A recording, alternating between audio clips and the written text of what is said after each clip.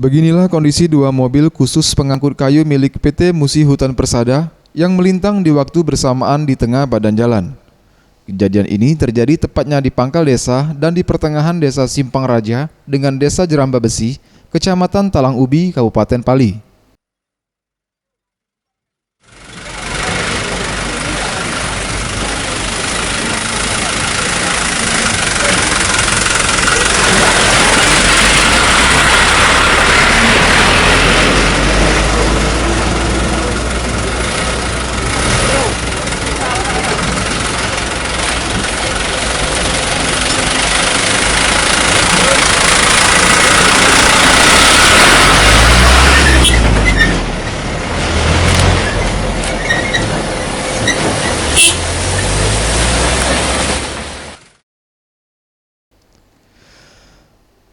Menurut keterangan salah satu warga, kejadian ini terjadi diduga kedua sopir yang masih baru bekerja sehingga menyasar sampai ke pangkal pedesaan dan pada saat hendak memutar arah, pada kondisi jalan yang sempit terjadilah kejadian tersebut.